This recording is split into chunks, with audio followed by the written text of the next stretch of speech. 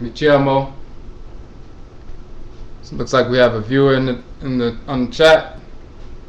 Can you send me a message just to make sure the sound is good?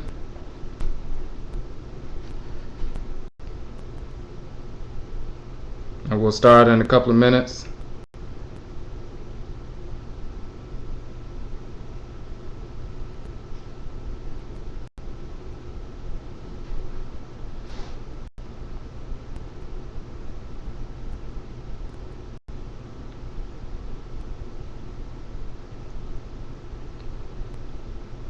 Just give me a minute, send out a message, and then we'll be ready.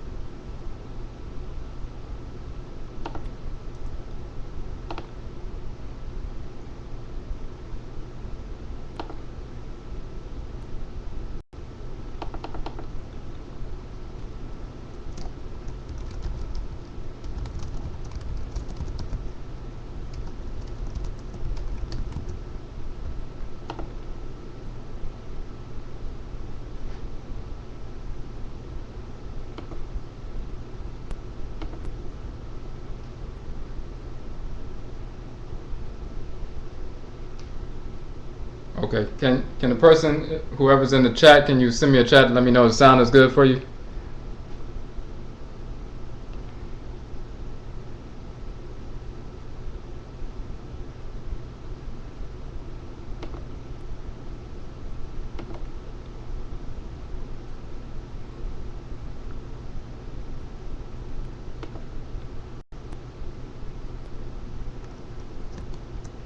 We're going to get started in a couple of minutes.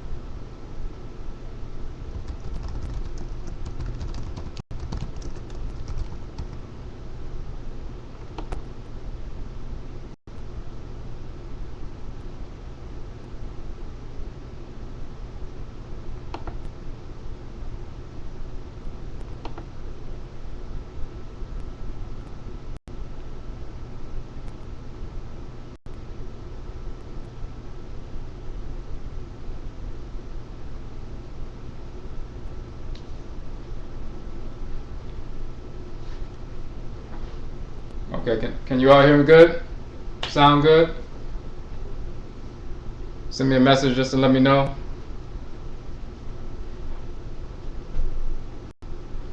And we'll be getting started in a second.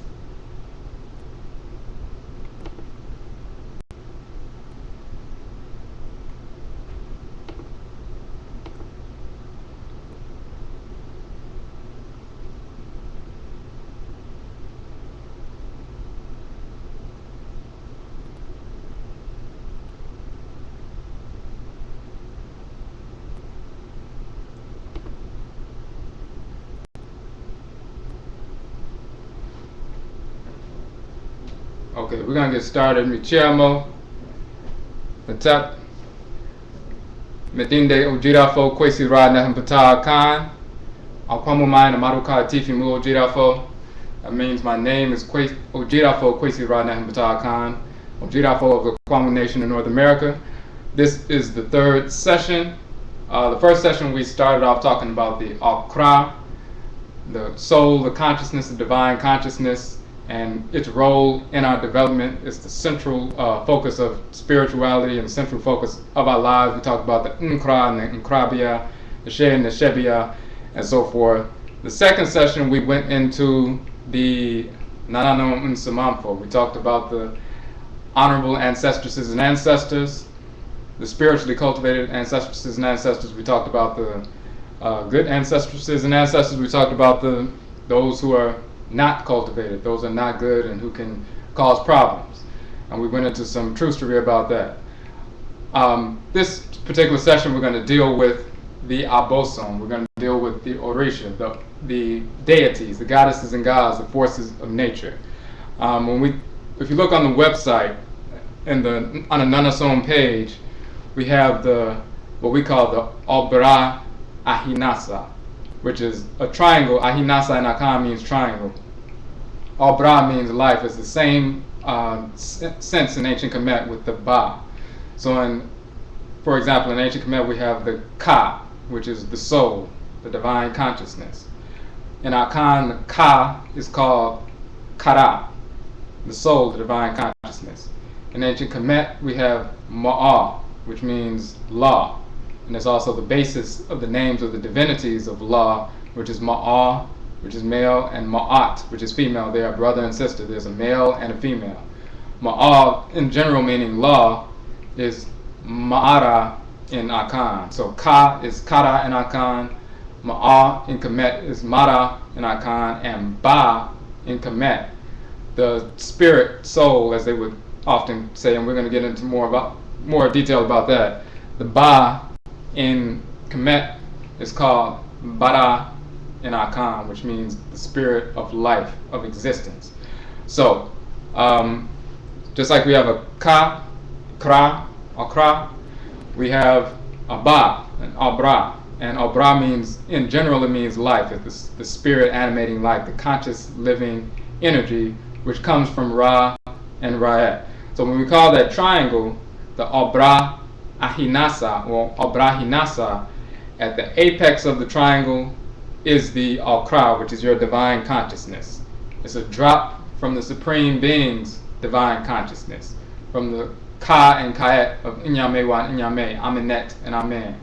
So just like you can have a drop from the ocean that's the same in quality but not quantity, you have a drop of the Supreme Being's divine consciousness dwelling within your head, in that sanctuary. Your head is a shrine for your divine consciousness, for your Kra, or your Ka, as we would say in Kamit. Kayet is the feminine, and Krawa or Kra'a is the feminine in Akan.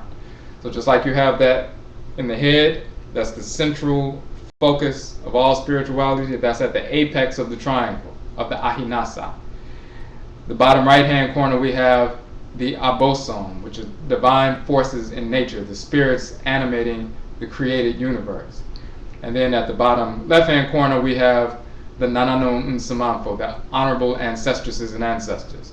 And you notice at the base you have the Abosom and you have the Nanasom. You have the deities, you have the ancestral spirits, and they support the apex, which is the Akra, which is you. So the Abosom and Nanasom, the deities and ancestresses and ancestors, they support us. They support what's in our Akra, because our Akra, again, is a drop from the Supreme Being's Akra. So whatever is placed in our Akra, whatever mission we have, whatever our function in the world is, the Abosom only empower us and give us the consciousness to execute that function.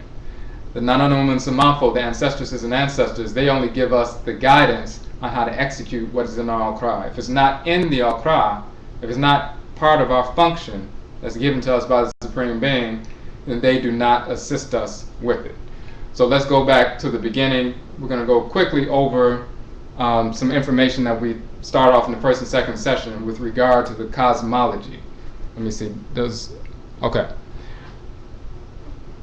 The great being, of course, on the male side in ancient Kemet we call Amen. On the female side is Amenet, the great mother and the great father. There are two. There have always been two. It's never been a case of monotheism. Monotheism is the product of the inferior mind of the Caucasian. The Caucasian, Eurasian, they cannot communicate with the Supreme Being. Because they can't communicate with NKWAMUA and NKWAMUA, and they have a desire to control and distort and pervert, and they've been trying to figure out ways to control us, at first militarily for thousands of years, and we used to crush them on a regular basis militarily from ancient Kemet in southern Europe, in southern Asia. Thousands of years they have been waging war, and after waging war for thousands of years and being crushed, they began to try to infiltrate incrementally into our ancient civilizations, and they realized that if they could corrupt the culture, then they could gain control over a certain percentage of the disgruntled in the society who already were in internecine warfare or had the potential to engage in that. And if they could corrupt the small percentage of those people with a perverse tradition, then they could join with those, take down the greater society, and then turn on the ones that they joined with and take them down as well. And that took centuries, and that's what they've been moving on. The way they decided to attempt to corrupt the tradition is to move towards first painting the deities as white. So in ancient Kemet, we've always dealt with the Abosom, dealt with the Ntorotu, the deities, the ancestral spirits, the deities, and of course the ancestral spirits. When the whites and their offspring invaded, they saw everything that we were doing. Like we said last week, their goal was to imitate. The Greeks dressed like the people of ancient Kemet. They took on the names of people of ancient Kemet when they invaded, and they were controlling the northern, mainly the northern part. They began to try to speak the language, although it was corrupt. But of course they began to introduce their perversity, because they are spirits of disorder. So dissexuality, homosexuality, and perverse doctrines, they began to force into the culture. That was their goal. When the Romans took over, they engaged in the same process. So first they began to change the complexion and the morphology of the divinities, of the images of the divinities. That was their first move. So you went from having the images of black deities, black Abosom, black Orisha, all over ancient Kemet and the ancient world, because we were ruling the ancient world. They began to have these images of these white, perverse males and females purportedly being images of divinities, and forcing those images into the houses of worship, into the temples and shrines and so forth. In fact, we often hear about the so-called Rosetta Stone, and they'll talk about the Rosetta Stone because it was so important for decipherment. That's what they'll say. And they'll claim to have deciphered the Medutu by comparing the Rosetta Stone to the Stele of Canopus and all these other things. Of course, they communicated with native black Kamau back a couple of hundred years ago when they were attempting to decipher, and they learned how to speak some of the language, they learned about some of the symbols, and then they claimed credit for having discovered how to decipher. We also had, for example, one of the Afurakani men from America, Norbert Rio, an inventor from America. Once he kind of retired from inventions and he had moved to Europe, he started working with the brother of Champollion with regard to deciphering the Medutu. This was during and after the enslavement period. Around that time, late 1700s, early 1800s, you had somebody from a black person from America who went to Europe and eventually started working on translations of the Medutu. That's from here. But on the continent, in ancient Kemet, and at that particular time when they were trying to decipher the so-called Medutu, the so-called hieroglyphics, which we call Medut and Toro, or the divine words, what they did was they communicated with the people on the ground, the black people who still understood the symbols, still spoke the language, still speak the language. They got information, and then they credited themselves for having discovered it, right? So what they did was, when the Greeks and Romans and the other crackers invaded, they began to imitate. That was the first step.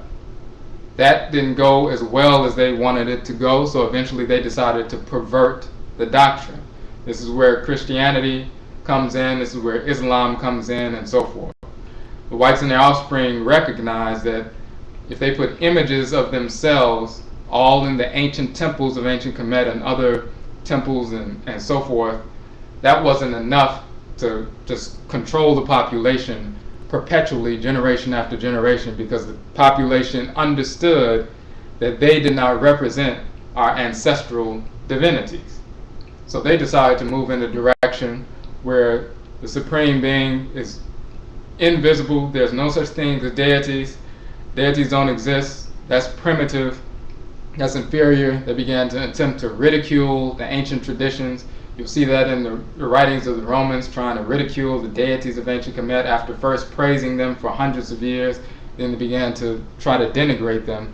And they began, over the course of hundreds of years, a series of ecumenical councils. You can read about these ecumenical councils beyond just the Council of Nicaea in the so-called 4th century, 1600 years ago, closer to 1700 years ago. But there are a series of ecumenical councils spanning over centuries. The one in Nicaea was just like one of the first major councils, but they went for another 1,000 years. Series of councils, refining their perversion, refining the foolishness that they put in these doctrines, taking out any references to reincarnation, taking out references to female divinities, taking out references to deities, period. The only thing you have left is one mythological male white so-called deity, or one mythological deity that's supposed to be invisible, but the only representatives of that invisible mythological male homosexual deity is the whites and their offspring. And they began to push that. They pushed that through Christianity, through Islam, through Judaism, and so forth. That's in the West, and then in the East, it's a very the same system, basically, with the same false divinities through Hinduism and Buddhism and Taoism and so forth. None of those things, they don't have origins. It wasn't black people who created Hinduism or black people who created Buddhism. These are all perversions of fragments of our culture. We go into detail about that in the Kuku Tuntun. We talk about the origin of how Ptah was corrupted into Ptah and Buddha. We talk about how Brahmin was a corruption of Per Amen minus Per Amenet and so forth. So you can look in the Kuku Tuntun, go into detail about that. So what their goal was with the politics with regard to monotheism is to make us forget about all of the actual forces in nature that are connected to us by blood, that our whole life focus is centered upon. Reject all of them and only focus on an invisible, mythological, non-existent divinity named after Odwirafo, and their representative is an Odwirafo. And if they could get a certain percentage of our people to go along with that, then they can control the population. So that's why they've been moving with the whole monotheism foolishness. It was purely political, to knock us off of our game, knock us off of our life focus. Now what happens is, and you can learn more about that in detail. I'm going over that kind of quickly because that's all in the Kuku Tuntun.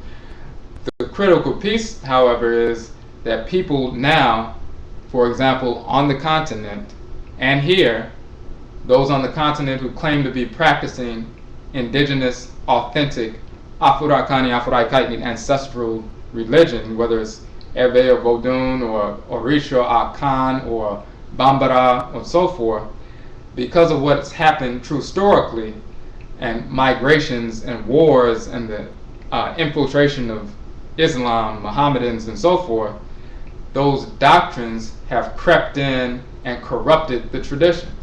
So you will talk to Akan people and they'll say that, we're monotheistic. We believe in the one God, and He does this and He does that. And Yoruba, and they will say Nyame is the one God. He created the world. He all by himself, and so forth. The Yoruba will say Olorun, or some of them will say Olodumare created the world. He's the supreme being. He has male and female within him, and so forth. These are all references to monotheism because of corruption. They say the same thing in Igbo. They say the same thing in many of the expressions of so-called traditional religion. The reality is everything begins with Amen and Amenet, the great father and the great mother. And we use the analogy of the Afurakani male and Afuraitkaitnit female so you can get a better understanding of kind of how it breaks down, because the way we're structured is after the order of Amen and Amenet. So you have the Afurakani male, Afuraitkaitnit female, two beings, like the two great beings, Amen and Amenet. Within our bodies, we're saturated with Katnut, melanin, that chemical that gives us our black or brown color, but it also receives all frequencies of the energy spectrum.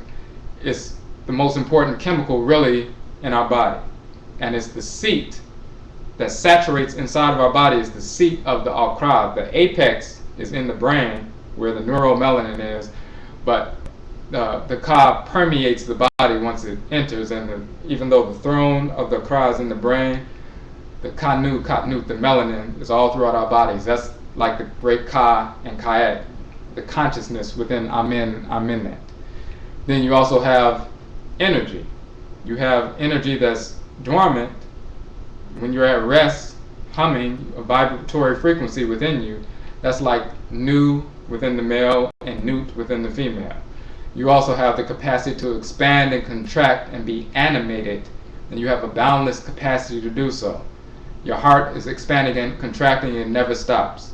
Your lungs are expanding and contracting and never stop. They expand and contract for the palpitation of life, but it's a boundless thing. They don't take a break. They never take a break throughout the whole time that you are living in the physical world.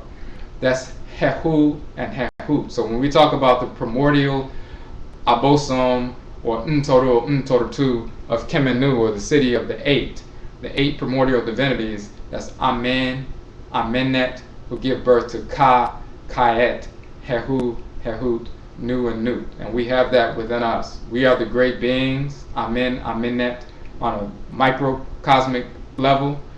We have the Ka and Kayet, or divine consciousness within us, that we employ to generate thoughts, ideas, desires, and so forth.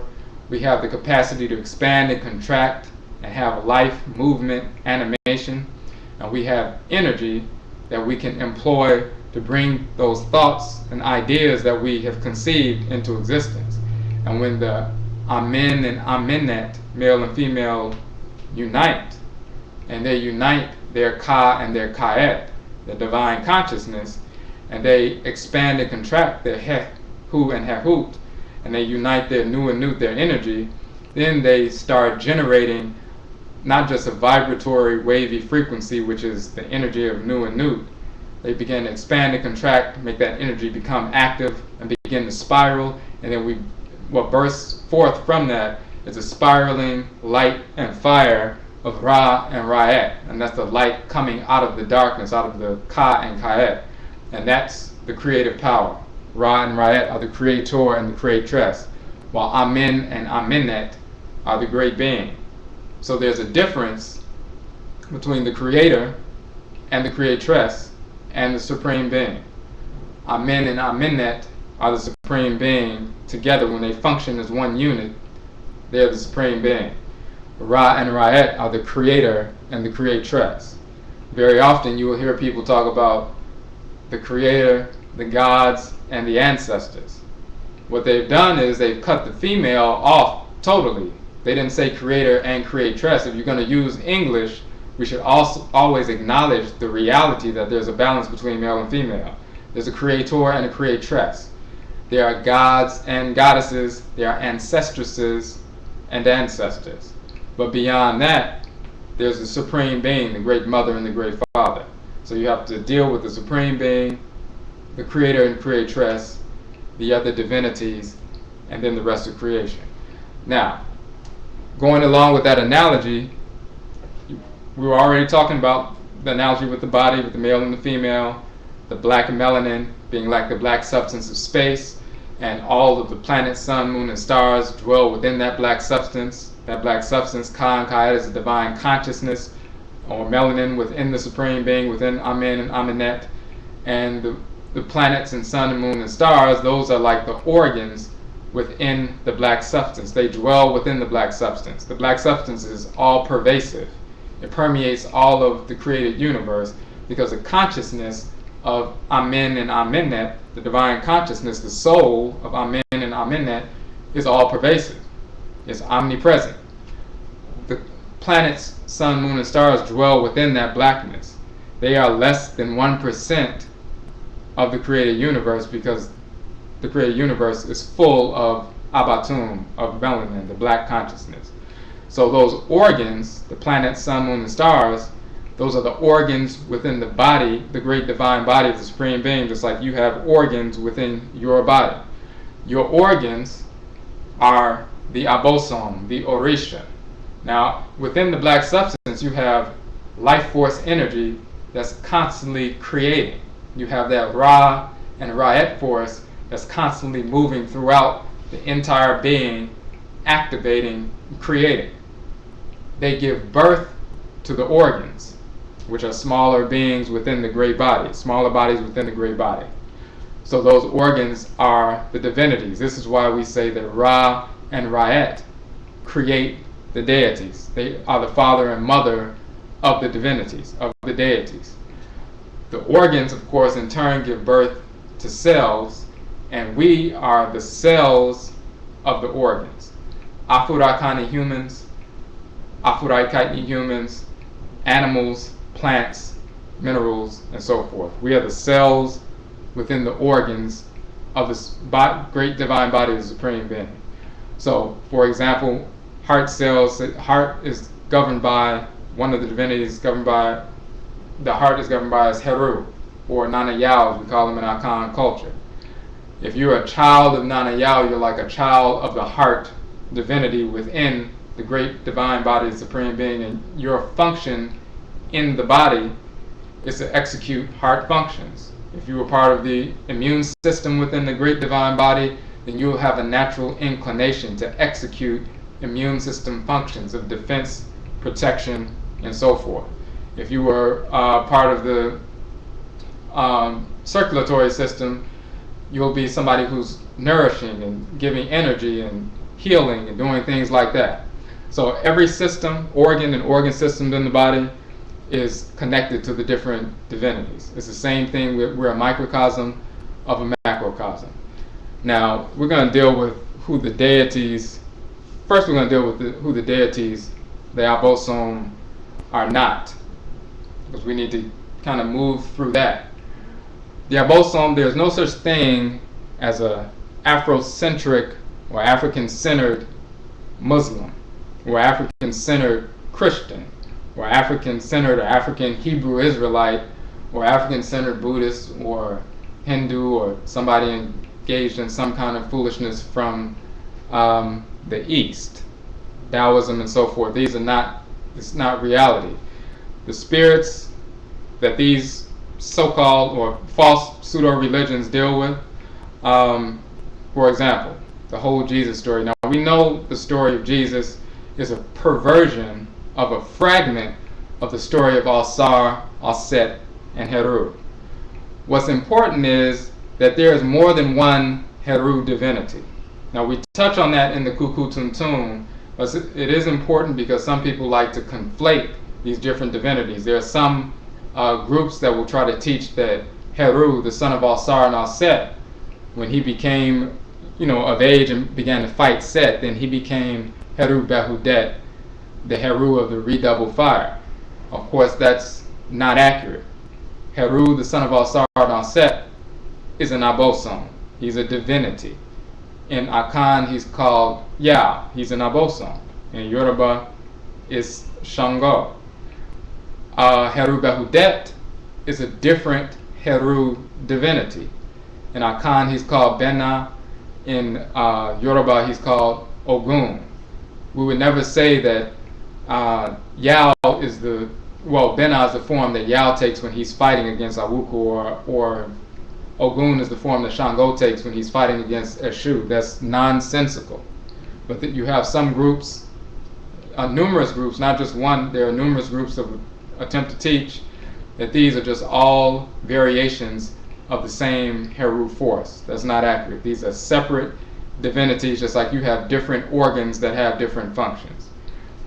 Another Heru divinity is Kensu. Heru, son of Alsar and Alset, that's one triad.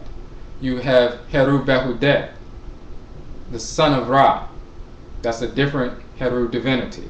You have Kensu, the son of Amen and Mut, the great mother Mut, great mother Abosom Mut.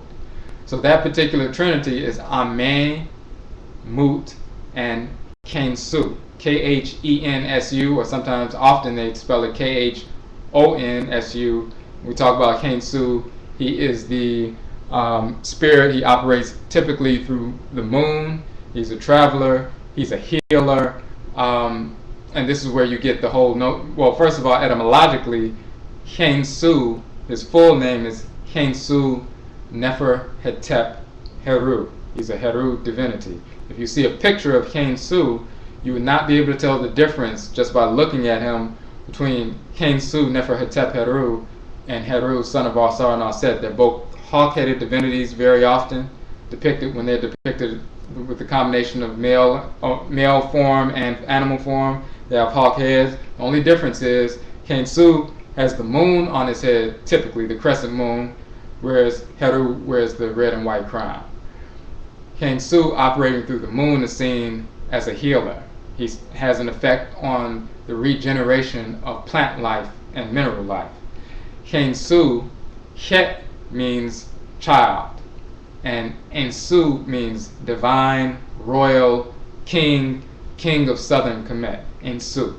So Kensu means the divine, royal child. Kensu is also called the beautiful child. Kensu Nefer Hetep Heru. Kensu became Yesu, Kensu, Jesu, Yeshua, Jesus in Latin, Jesus in Spanish, and Jesus in English. Amen, Mut, and Kensu is a triad. When we talk about Kensu being a healer, this is where they get the whole notion of Kensu or Jesus being a healer. Those who foolishly believe that there was a Yeshua ben Pandera and he was one of the Essenes, he was part of the Therapeutae and all this other stuff, that has no basis in reality. This goes back to the particular Heru divinity, Amen, Mut, and Kensu from that triad. And because he was a healer, and because he helped people with, for example, there's a legend, the legend of Kensu Nefer Hetep Heru. Somebody in basically near Syria was having a problem with a particular spirit. They appealed to the priest of Kensu in Kamit. The pharaoh, allowed the shrine of Kensu, one of the Kensu divinities in that Kensu complex, that shrine to be taken to that part near the region of Syria to help that particular group deal with that spirit that was plaguing the community. And he healed the community and so forth. And then they tried to keep the shrine for a while, but then the spirit flew back and then they sent the shrine back. So that whole story is talking about the healing aspect. That whole story is where they took in Gnosticism and some of these other Nazaritic cults and so forth, that whole story of Kensu being a divine healer. When you deal with Heru Behudet, the other Heru, and they're not just those three, there are other Heru divinities as well. When they talk about Heru and Heru Behudet fighting Set together at the great battle at the end of the world, this is where they get the whole story of the Messiah and the Mahdi coming to fight together at the end of the world destroy the rule of Satan. So those are just examples of, there's information about these divinities. It's laid out in the text of ancient Kamit. Our people have not really studied some of these texts. We still have this monotheistic mindset, so we go out of our way to try to explain that we are monotheists. I've seen people dealing with ancient Kamit, and they go out of their way to pander to Christians, pander to Muslims, pander to other brainwashed black people who are turned off by ancestral religion or scared of it, and they want to try to convince them, oh no, we're just like you. We're really no different than the church. We believe in one God, and there's no such thing as deities, and the deities are not really gods and goddesses. That's the worst thing you can call them. They're just the laws and principles of the one true God. All of that is foolishness. You disrespect and repel the divinities by trying to force them out of their role in creation. You make yourself repulsive because you're not aligning yourself with reality. So let's deal with some of the let's go a little bit further with what the Abosom are not. Before you're born, like we were talking about last week, and your spirit is drawn to NKWAMUA, and you get a function, you get an AKRA, your soul, your divine consciousness, which is attached to your sum, your spirit, just like your brain is attached to your body. And within your spiritual brain, your AKRA, you are given a function and a manner in which to execute your function. What is your role as a cell within the great divine body? Are you an immune system cell within the divine body? Are you a circulatory system cell? Are you a bone marrow cell? What is your function? You're given that function. You're given the manner in which you are to execute that function. You're given, and that's the NKRA and NKRABIA, like we said, is very similar to the left and right hemisphere of the brain, of the cerebral cortex. But then you also have the cerebellum, which has two sections, hemispheres. And in Akan culture, that would be related to the she and shebia. And she means to fix or arrange. It also means to force or to compel. And the cerebellum governs motor functions and movement and so forth. So when the Akan say, and so do all other groups say, we're given a function and a manner in which to execute that function, we're also given power to execute that function fully, so that we can do everything that we've been given the plans to do. We're given a blueprint, which is the NKRA and NKRABIA, the male and female aspect of our function, but then we're given the power to execute that function. If you're somebody who's supposed to function as an immune system cell, you have to have that kind of fiery energy to be able to execute that function. If you're somebody who is a healer, you have to have that kind of cool energy, if that's necessary, to be able to execute that function. So you're not only given the function, the blueprint, and the plans and everything laid out, but you're also given a specific configuration of forces that allows you to execute that function fully. That means that you've been assigned to a specific abosom, just like a cell has an assignment. Liver cells are not, they can't just go and dwell in the heart. They can't just go dwell in the bone marrow. They're assigned to a specific organ, and they function within that organ. Before we incarnate into the world, and when we're given our function, we're also given our assignment, and the she and shebia are reflective of that assignment. We're given a configuration of spiritual forces or power, which manifests initially as inclinations. To be able to execute that function, we're assigned to certain divinities, and then we're sent back into the spirit realm to wait an entrance into a womb, and then eventually we are conceived and we reincarnate and come into the world. And we have naming ceremonies and different things and divination and so forth to determine what the child came into the world to do, to basically commune with the child's cry, commune with the child's soul, to find out what the child's function is, how they're to execute that function, why they came through that specific blood circle, and what's needed to keep the child in harmony with that function throughout the course of their development. So let me ask, anybody has any questions right quick on that?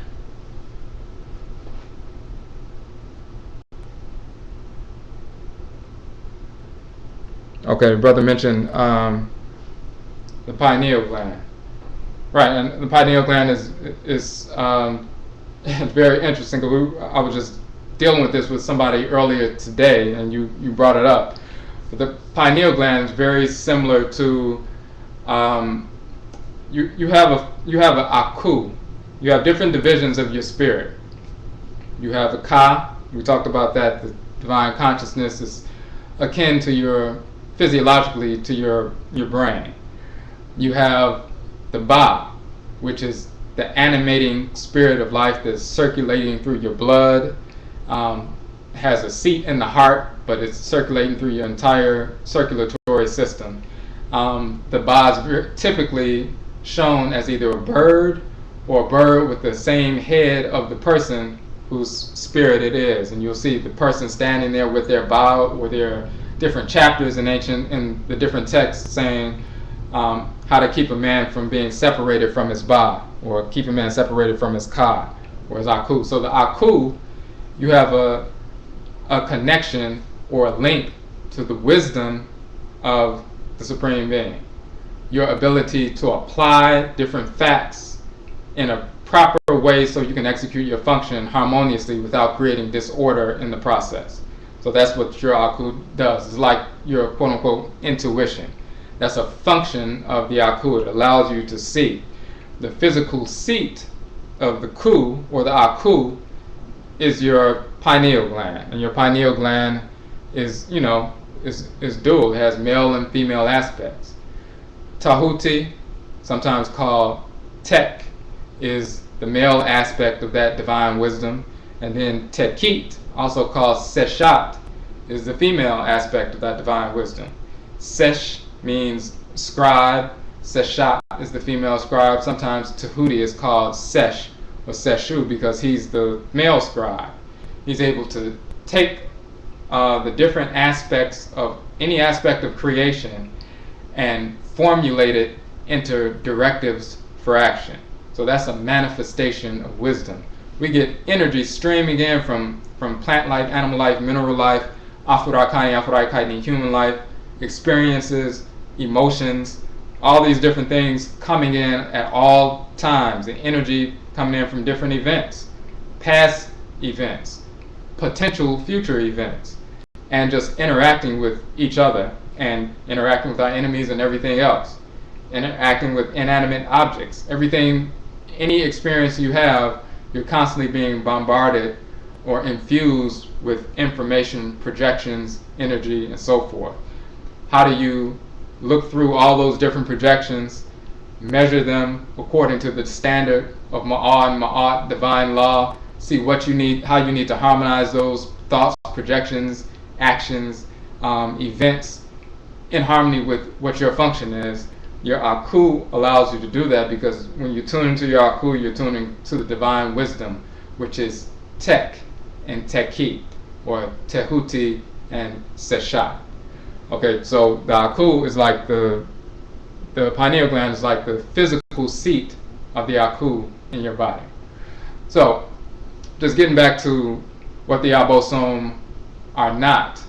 So we already talked a little bit about monotheism. We already went through a breakdown of the Supreme Being, Mother and Father, the Creator and Creatress that animates all created entities in creation, and the organs of the Supreme Being's body are the divinities. And just like your organs regulate your body to serve you, the Abosom, the Orisha, the Vodou, they are the spirit forces animating the planets, sun, moon, and stars, animating these great organs within the great divine body, and they serve the great divine body in that capacity. Now, often we get the question about, when we're reading about the stories of ancient Kamit, or the Odu, Orisha, the Odwirafo, those stories, the Esefa and the Esefa, people talk about, well, the deities first they were human beings, and then they became deified ancestors, and then over time people began to worship them and honor them, and then they became elevated into divinities. And that's not accurate at all. Orisha, Abosom, Vodou are Orisha, Abosom, and Vodou. The deities are deities, ancestral spirits are ancestral spirits. Human beings are human beings, deities are deities. Just like you operate through your physical body, you animate your physical body. Your spirit animates your physical body. Your Sumsum animates your Hanam, as we call it in Akan. The spirits of the Abosom animate the sun, animate the Earth Mother, animate stars, animate different planets, animate the ocean, animate major rivers, animate mountain ranges, animate fire, and so forth. They have a Akra, just like you have an Akra. They have an Nkra, they have a function, just like you have a function. Your function is not to transform into a different class of being.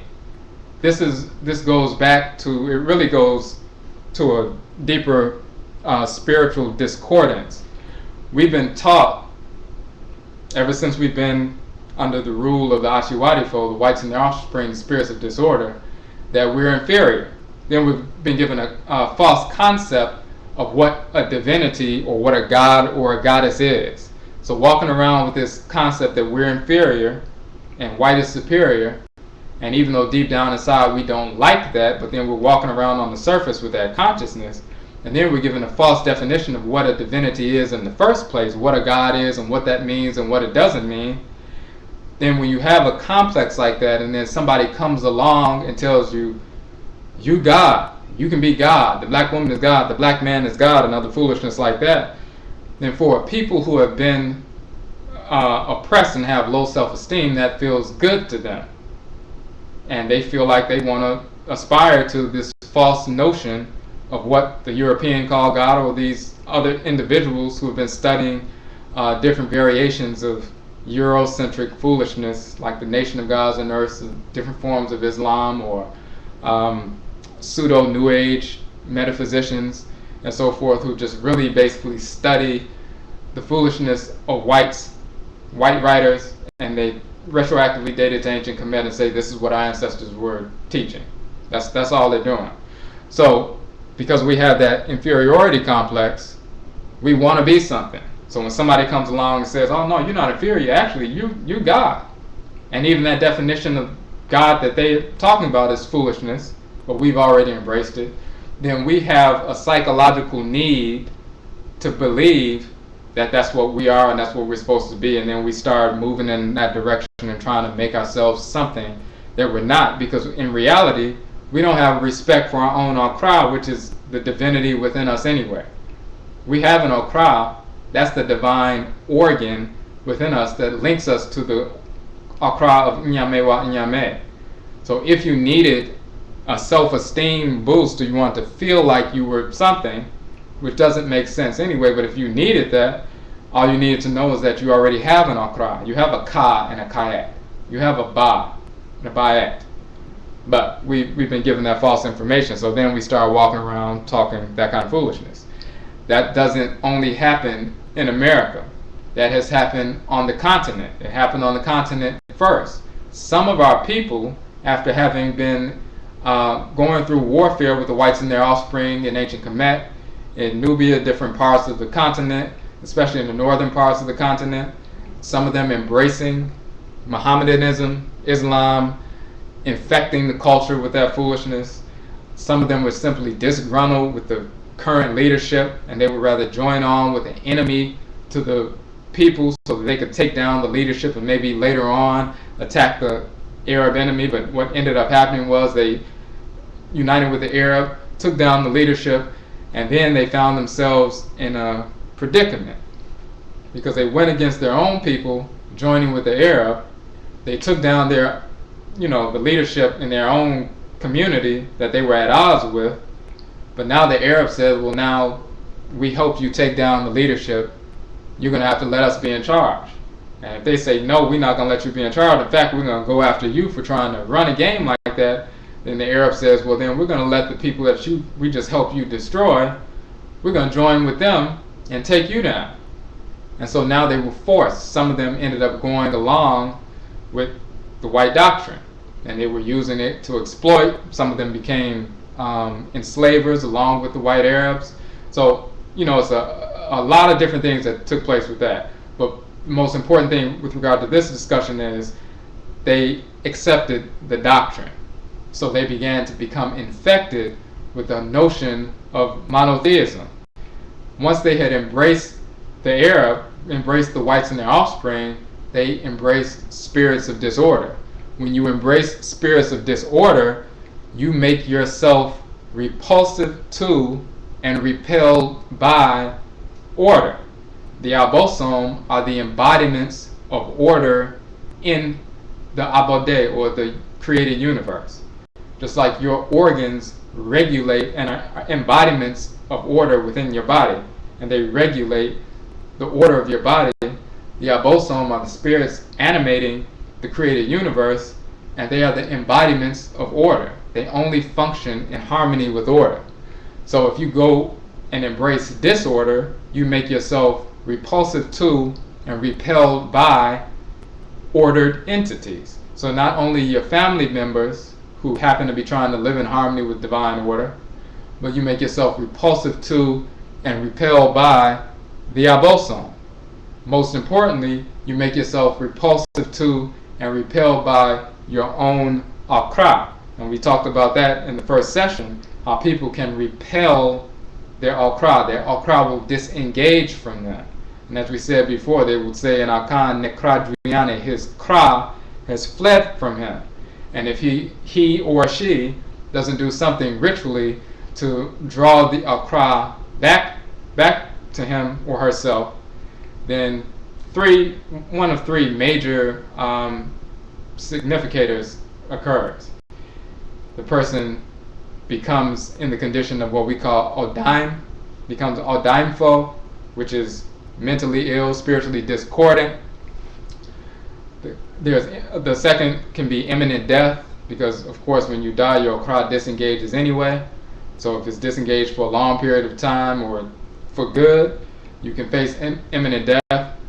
Or the third, which is what has happened, people engaged in extreme antisocial, what they would call in this culture, antisocial behavior, criminal behavior, perverse behavior, disordered behavior. The whites and their offspring, they are what distinguishes them from us is they don't have an Akra. They haven't had an Akra for thousands of years, so that spiritual degeneration manifested a physical degeneration. That's why they're melanin recessive. Remember, the black substance of space is the great Ka, the great Kayat. And within us, it's the melanin, it's the Abatum, it's the Katnut, it's the melanin, and it's the seat in the body of the Akra with the apex in the head. So when you don't have an Akra, because your Akra has fled from you, with regard to them, over thousands of years, when that happened, they ended up losing their melanin as well. It wasn't just the cold, it was a repulsion of the Akra. They don't have an Akra, that's what distinguishes them from us. So when you make yourself repulsive to your own Akra, and your Akra is disengaged from you, whether it's totally detached or totally disengaged, and you're not functioning in harmony or in alignment with your Akra, then you're only functioning in alignment with your own lusts, with your own desires, with your own conditionings. Anything that's going around you is easier to influence you, whether it's other people, animal life, plant life, mineral life, and so forth. So we have people like that in West Africa, East, South, Central, and so forth, who when they embraced those Arabs and later embraced the Europeans, and then the East embraced some Asians, different kinds of Asians, they repelled their Akra. Now they can embrace the disorder because it's not repulsive to them as much, because they don't have an Akra, their Akra is disengaged from them. And then they began to try to fashion a tradition based on not having an Akra, based on not having a direct link to the consciousness of the Supreme Being. So the Odwirafo, the whites and their offspring, gave them a blueprint for that, which is Islam and so forth, Christianity, Hebrewism, all of that garbage, Buddhism and Taoism and others on the other side in the East. What ended up happening, especially with our direct ancestresses and ancestors, they didn't totally leave their ancestral religious culture alone. They began to mix the perversions into their culture. They left their Okra, neglected their Okra, even those who the Okra still remained in them. They neglected the Okra, and now they were able to receive and incorporate the perversions. So now you have people engaged in ancestral religious cultural practices, but they don't have an Okra, so they're not connected to any Abosom. And when you don't have any Abosom connected to you, and you're not dealing with your Nanasom Nsamanfo, your Egungun, your Kuvito, your honored ancestresses and ancestors, meaning spiritually cultivated ancestresses and ancestors, that particular class, the Aku, the Akutu, when you're not dealing with those, and what defines them as spiritually cultivated is they have an Akra and they live in harmony with their Akra perpetually, continuously. That's what defines them as Nananom Nsamanfo as opposed to just Nsamanfo, or Egungun as opposed to just Egun. When you're not dealing with them because you're not in alignment with your own Akra, the only spirits you can deal with are those in your family who are not living in harmony with their own Akra, those wayward, discarnate spirits who are uncultivated. Sometimes they're just lustful, sometimes they're criminal. Other discarnate spirits that are unrelated to you but in the environment, that are lustful, discarnate, unresolved, sometimes just lustful but sometimes criminal. Those are only spirits you have access to when you're not dealing with your Akra.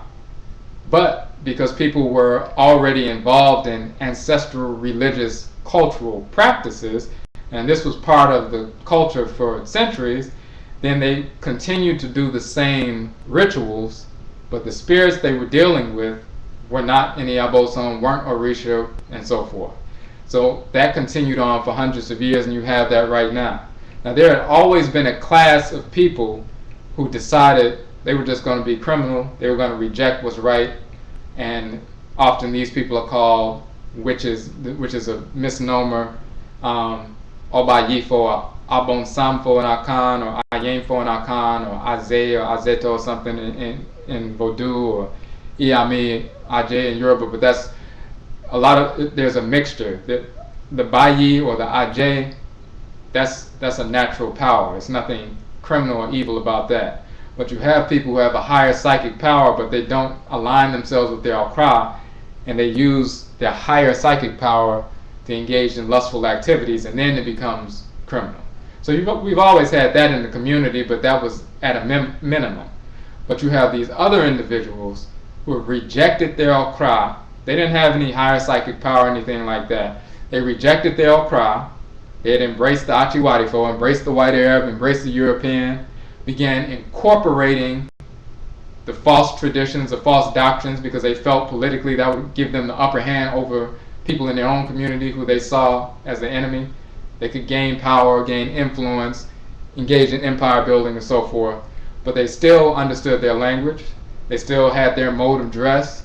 They still practiced their inherited cultural rituals and so forth. So when you infuse a false doctrine under the cloak of ancestral religious cultural practices, devoid of the Okra, devoid of any connection with spiritually cultivated ancestresses and ancestors, what you've developed is a false tradition.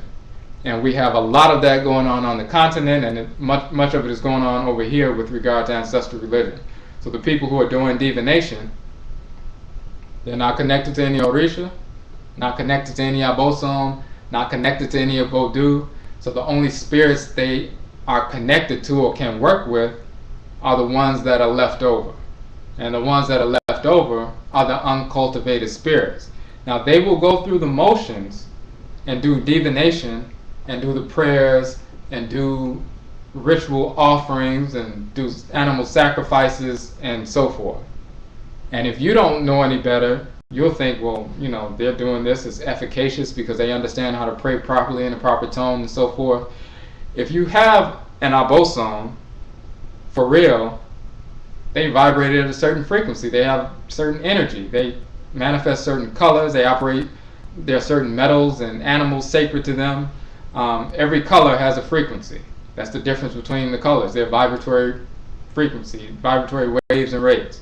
Every metal has a frequency, a vibratory wave and rate, a collection of vibrations that defines that particular metal. Geometric forms. So all these different things are manifested by the Abosom. They have their own mathematical forms. They have configurations of vibrations that define their energy, and you can detect their energy whether you feel it or see it or hear it or communicate with them, because it's all about the order in which they were designed. When you have a spirit of disorder, they're not operating in order. So while an Abosom may require or ask for a certain kind of offering to allow you to connect your internal shrine for that Abosom with them more efficaciously, if you're dealing with a spirit of disorder, just a drunk who died, and if you give an offering to a drunk, if you give them a bottle of whiskey, they're not going to decide, well, I can't drink this bottle of whiskey, I need this brand, or I'm not going to be able to get drunk. They don't care what's on the label. If it's whiskey, they're taking it. If it's any kind of alcohol, they're going to take it. If a crackhead is needing some drugs, they're going to take whatever you give them. There's no determination about what the best kind is, because they're not operating in order. So what happens is these people who are going through these elaborate rituals, speaking the language perfectly, engaging in all song and dance and various forms of complex divination, when no Abosom are present, no Orisha are present, the spirits who are around them, those wayward, unresolved, weak little spirits, they just sit back and wait for them to talk all that foolishness.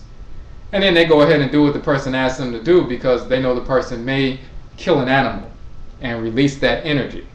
And just like when they were here in the world and they wanted alcohol, or they wanted crack, or they wanted something else that would give them a rush of energy, and that's all they lived for, even to the point where they would deny sex, deny food, deny loved ones, because all they wanted was that drug, because they were addicted, they were hooked, and they just wanted the energy that it gave them.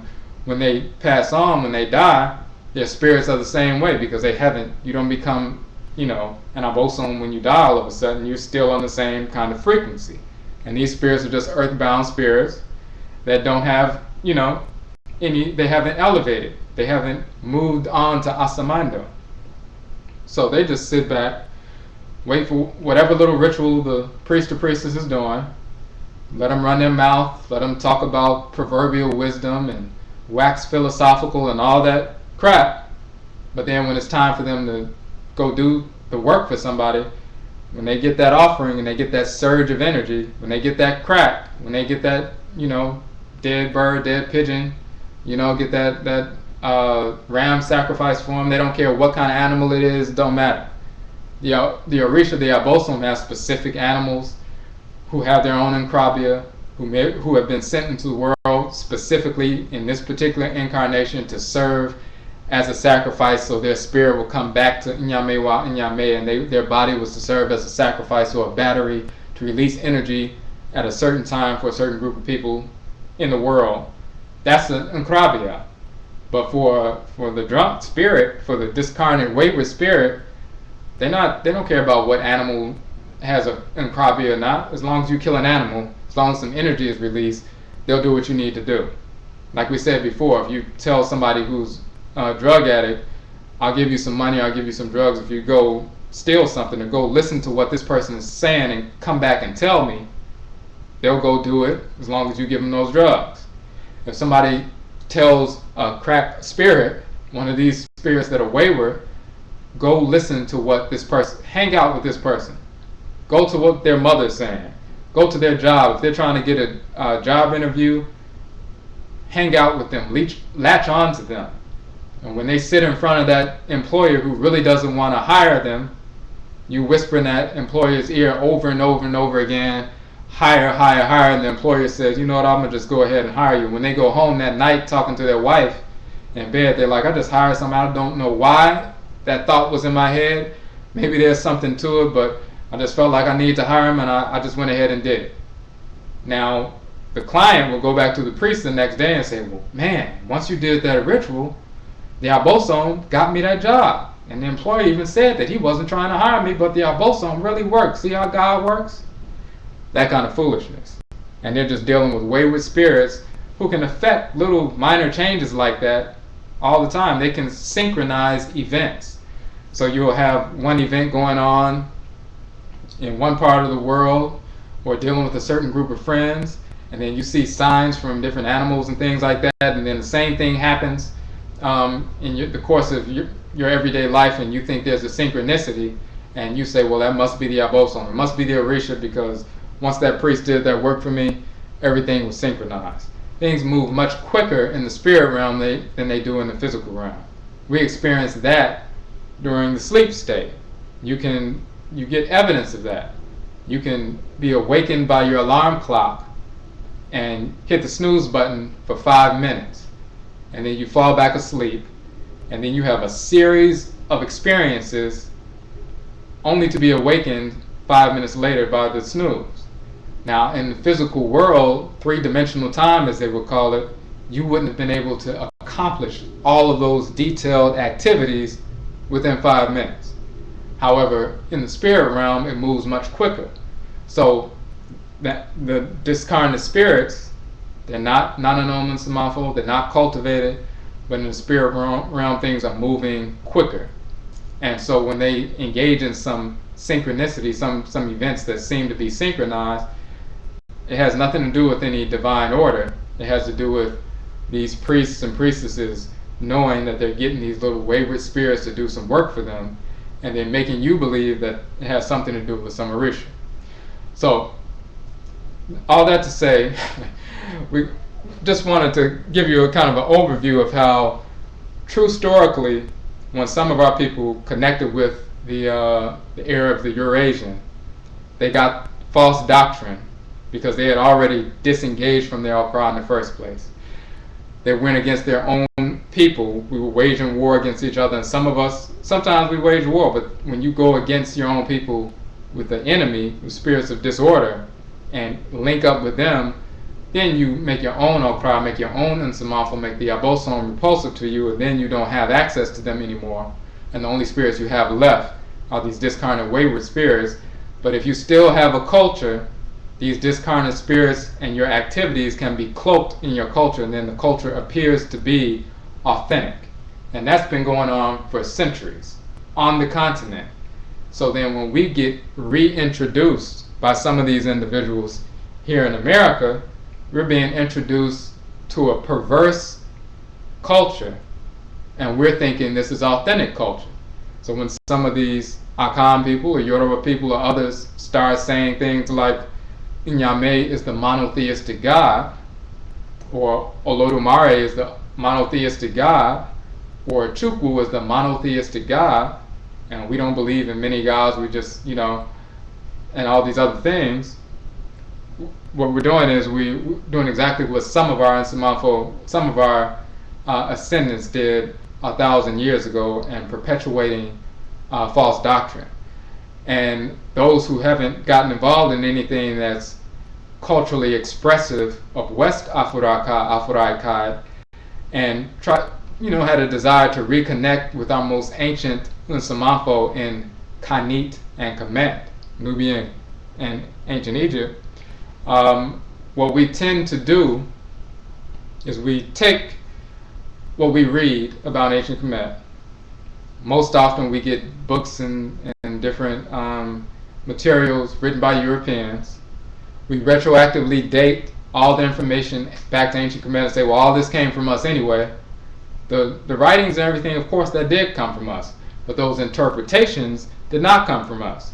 So when the European is talking foolishness about, for example, Akhenaten was the first monotheist, which Akhenaten was not a monotheist, and that's very clear in his writings. He's talking about Shu, he's talking about Ra, he talks about Hapi, he talks about Geb, he talks about Tefnut. He was never a monotheist. These are Europeans trying to force that foolish doctrine on him. Okay? So things like that, where we start saying, well, in ancient Kemet we didn't believe in many gods and goddesses, we just believed in the one Neter. Totally inaccurate. There's Neter Ntoro, as we would say in Akan, Ntoro, which is masculine, the masculine divinity. Ntorot, or as they often spell it, Netert, that's the feminine. The great Ntoro, or Neter, is Amen. The great Ntorot is Amenet. Some will say, well, the synthesis of life in, both realms is Neb Er Jer, which means the Lord of the limits. It's very interesting that people will say that, and they will say, well, that's the one supreme being in Kamit. But that's not accurate either, because just like you have Neb Er Jer, you also have Nebet Er Jerit. Why haven't people looked at that? It's right there in the same hieroglyphic dictionary that you're reading, and you're looking at Neb Er Jer. Nebet Er Jerit is just a title of Het Heru. Neb Er Jer is a title of Alsar as well as Atem and others. So there's always a feminine complement, and it's not just mathematical. These are divinities that we can communicate with. So let me stop right here for a second to see if anybody has any questions on that.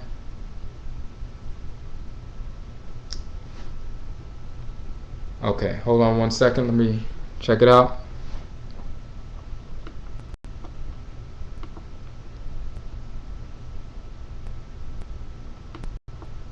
Okay.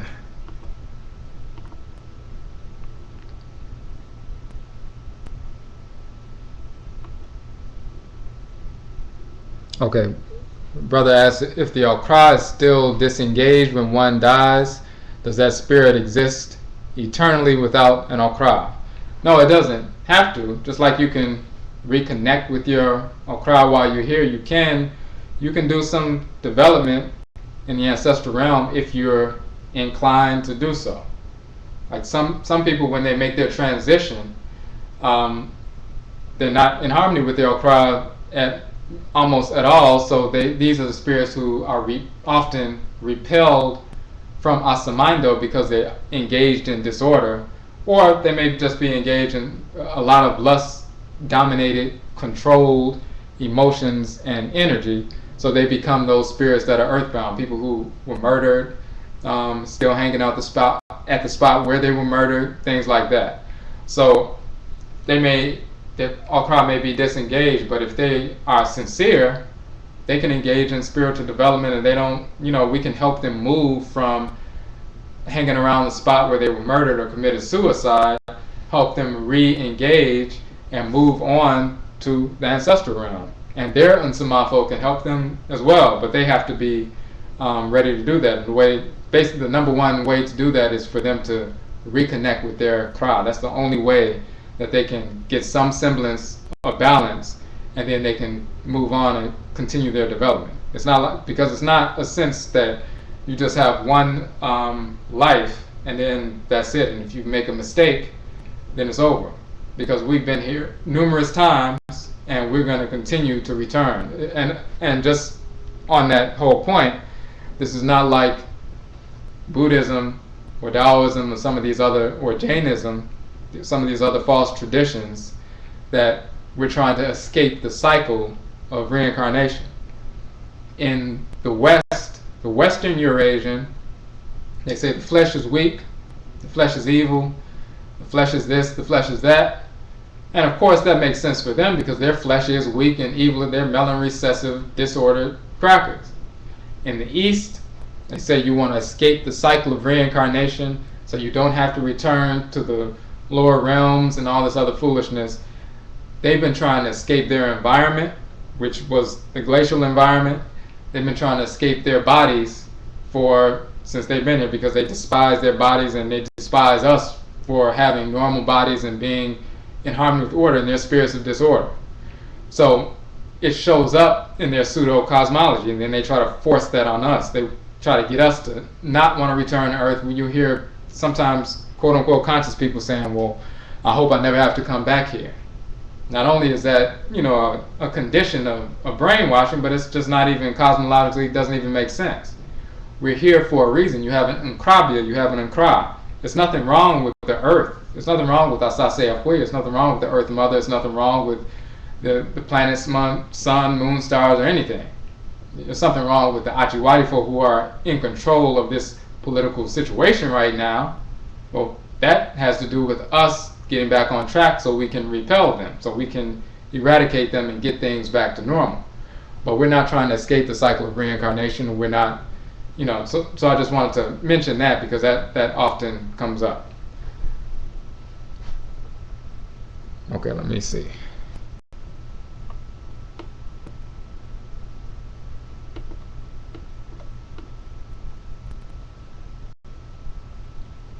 Okay. I just wanted to make sure I got everybody's, any other questions before we move forward.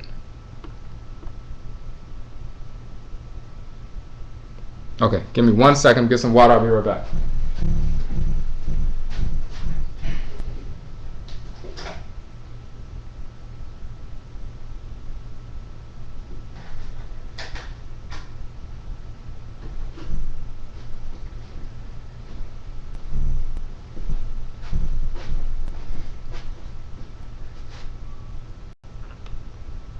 Okay.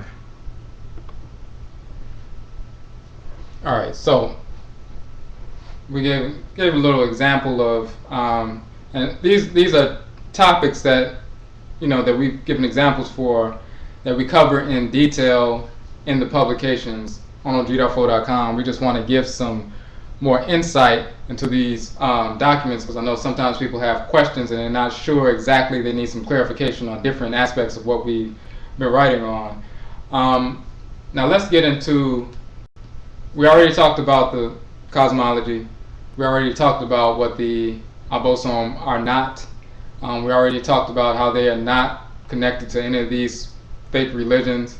If you want details about the origins of these fake religions and the fictional characters like Jesus and Moses and Muhammad and Abraham and Solomon and Sheba and Menelik and so forth, you can listen to the Kukun Tuntun. We have all of that laid out on the website. So let's get into some of these popular movements and some of this information is being put out now. We already mentioned with certain groups talking about monotheism. That of course is not part of reality. That's just not reality. There's always been a god and goddess and many gods and goddesses who function in harmony with supreme being. The Abosom are the MMARA, which means the children of Nyame. In fact, the term Bosom comes from Mosum, which means children in ancient Kamit, and we have a document, the origin of the term Abosom in Kamit, where we go into detail about that. There are people trying to conflate traditional religion with Islam, people trying to conflate traditional religion with European pseudo-metaphysics. People trying to make it appear that this whole notion that the black man is God, the black woman is God, and all this other foolishness, what our role is, what our destiny is as human beings and stuff like that. You have groups like people who refer to themselves as Moors, trying to take information from ancient Kamit and ancient Kanit, and now some of them even trying to take information from different West Afurakani, Afuraitkaitnit ancestral religious expressions and trying to weave it all into a false narrative of Moorishism. We're going to put a document out on that soon, but just to give you a basic breakdown, and we'll get into more detail in the document. No black people will call themselves Moors until white people started calling black people Moors. Now, if you look at the etymology, you can start off looking at the etymology as the whites and their offspring place it in their own etymological dictionaries. So they'll talk about moor meaning, as a verb, meaning to moor, to tie a ship, to fasten a ship like to a mooring post. So when you moor a ship, you tie it to a post, a mooring post, so that once you leave the ship, it doesn't float out into the water. Moor also means morass, a swamp, a marshland, and so forth. And then they'll say, it could be, this is in their own etymological dictionaries, it could be related to mere, which means to die or dead or come to an end. All right? So, that's what they would say in their etymological dictionaries. A mooring post, to moor a ship, marshland, morass, swampy land, that kind of thing, right? If you look in the language of ancient Kamit, you'll find those definitions, those exact same definitions for the term mer, which is spelled MR, but you'll see in Coptic translations, mer. So you have mer, which means a swampy land. It can also mean a body of water, right? Mer and merit also means the inundation. So ancient Kemet was called Ta Merit. Ta Merit means the land of Merit, the inundation. When not just the river itself, but when the river swells and overruns the banks and creates a tremendous lake. It becomes the land of the inundation. It was designated as that because that was very often rivers don't overrun the banks, but in Kemet it was a unique situation where it overran the banks at the same time every year, the flood remained for a certain period, and then after the period when the waters began to recede, the people would plant their crops on the fertile land, and that's how they survived because it very rarely rained in Kemet. So you have these same definitions, marshland, it can also mean a ship, it can also mean mer, and meri also means, and sometimes pronounced muni, means a mooring post or to moor a ship.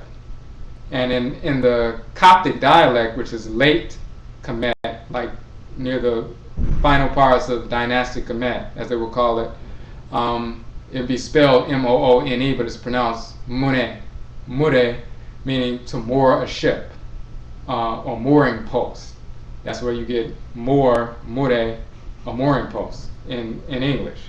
When they say in their etymological dictionaries, it can also mean to die or death.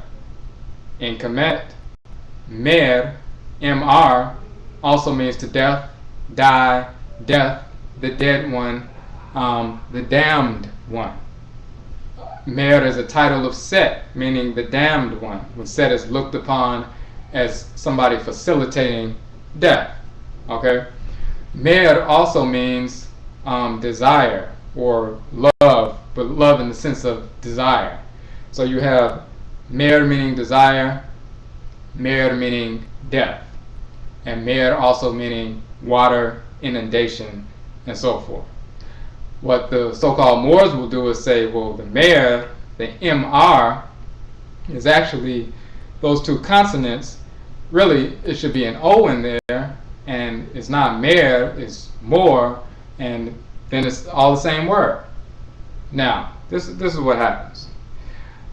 In ancient Kemet, you have mer, which means desire. In Akan, in Coptic, which is the late dialect of Kemet, mer, M-E-R, becomes meh. That's how it's pronounced, and that's how it's written in Coptic. Meh, meaning a ship and so forth, but it also means love or desire, but it also means the dead one, or the damned ones, or pain, suffering, fatal disease, death, meh, or mer. Now, in Akan, you have mbe, which means love or desire, just like meh in Coptic, meaning love or desire. So it's still pronounced the same way. Let's look at the death, mer, and love or desire, mer, and merit, meaning the inundation. Now, this is important. What's the connection between death, the dead one, and people could be called meru, the dead people?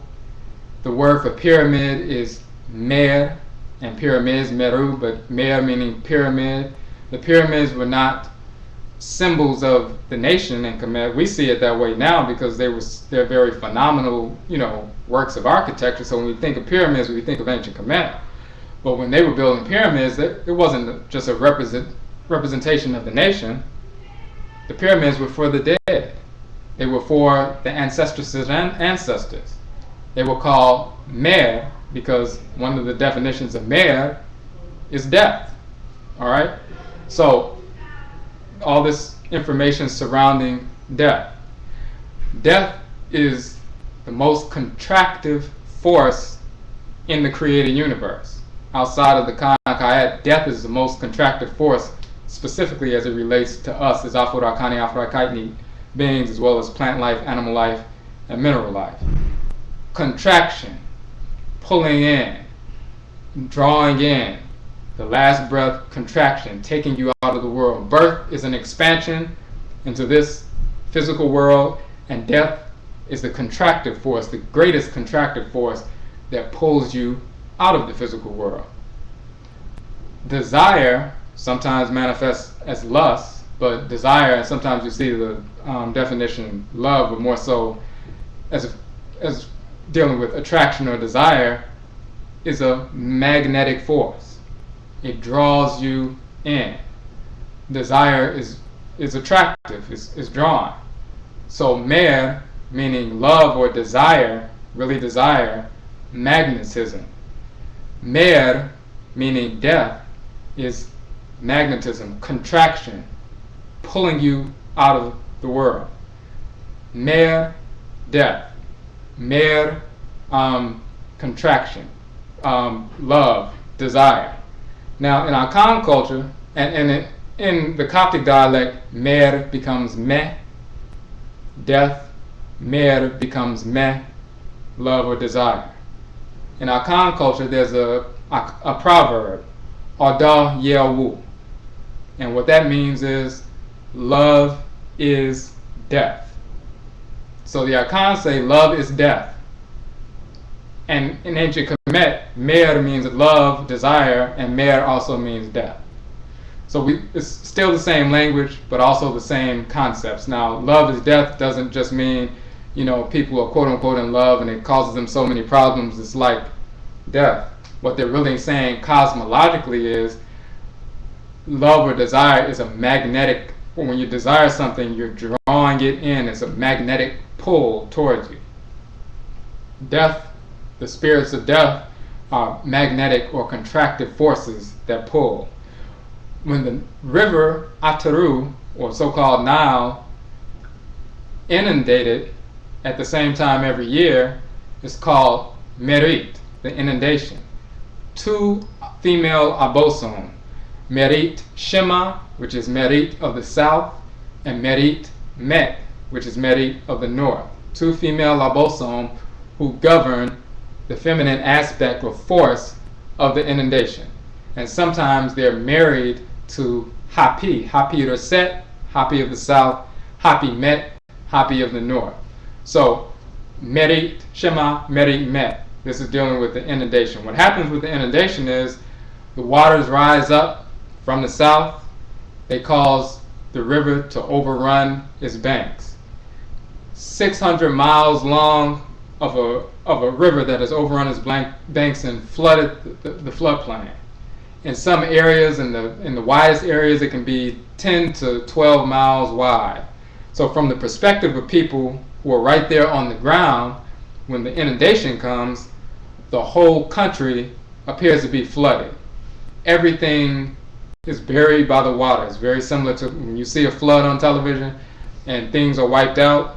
If you can imagine 600 miles of water, and in some areas 10 to 12 miles wide. It appeared that the whole world had been flooded and had returned to the Septepi, or the first time when there was nothing but the Nu and Nut, the primordial waters, and nothing else existed. Excuse me. So when we were talking about the inundation and talking about death and submergence, all the plant life that were on both sides of the river, when the river would swell and when inundation would come, all that was submerged, it was buried. So in a sense, it was like mer or merit, not just inundation, but merit meaning death, death to that old cycle. And then eventually, when the next season came and the waters began to recede, then the sprouts would pop up, and there was a celebration because then the new life will come and people will go and plant and so forth.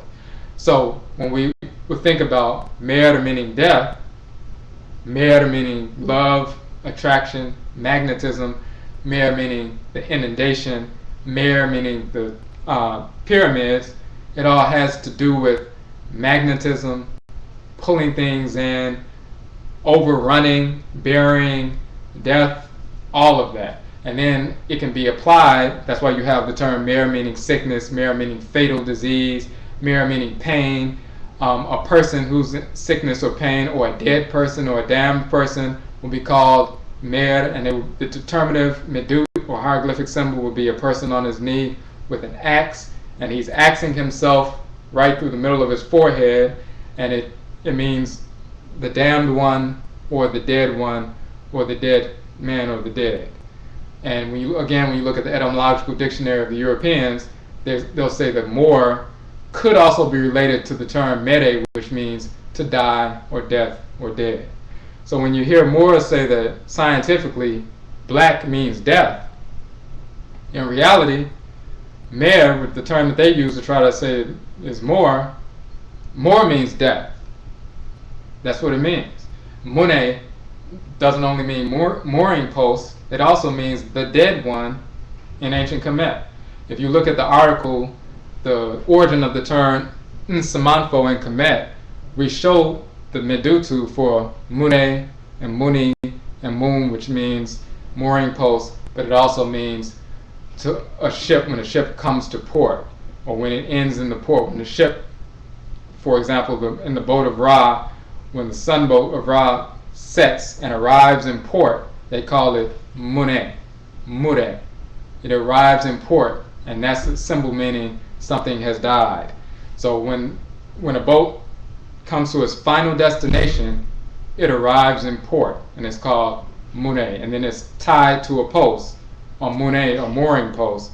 The boat itself is called mune, the post is called the mure post, and they applied that also to the boat of Ra. When the sun rises in the east, it's in the day bark or the day boat, and when it sets in the west, in the dead land, the land of the ancestresses and ancestors, then it has arrived in port where it has died.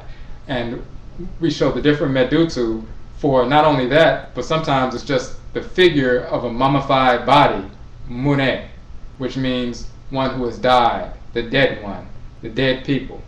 So you have mune, dead, one who has arrived in port, one who has died, one who's mummified.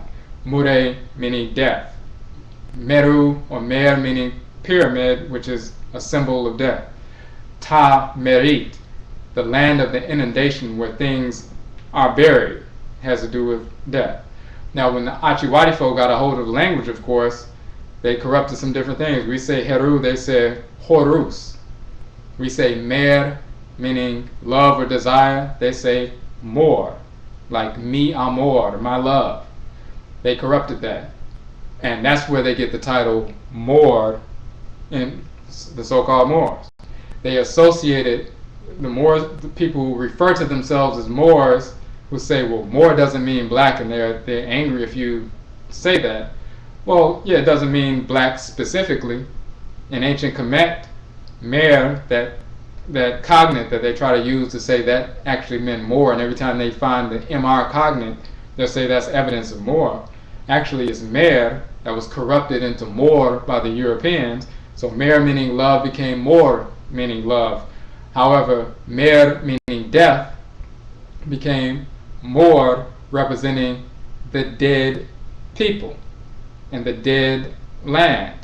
And they were black people because to the Odwirafo, black symbolized death. Now yes, Osara has black skin. He's Kam-Ur, he's the great black one. Black represents the vested power of the ancestral spirits and so forth. So it is associated with death in a positive way, but for the Odwirafo, anything that was dark represented death.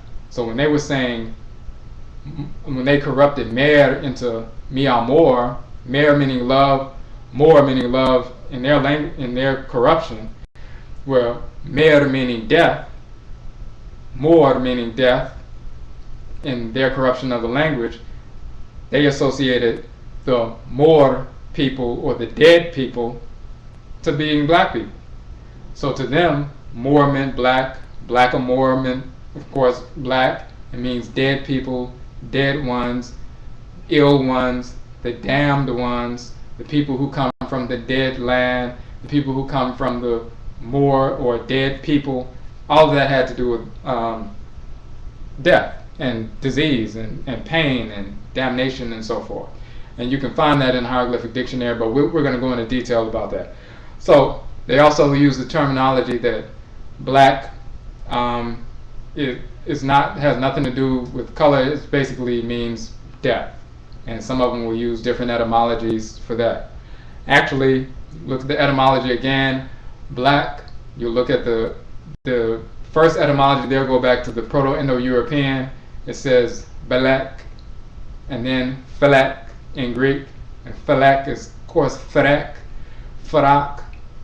It's the root of the Latin flagra, English flagrant or flagrant, which means flaming or fiery. But felek or farek comes from farak, which is afurak. The reason why it means flaming or fiery, because the afu is the flesh, and the fire of Ra and Ra'et operating through the flesh makes it fiery, flagrant, falak, falek, belek, and then eventually in English it becomes black.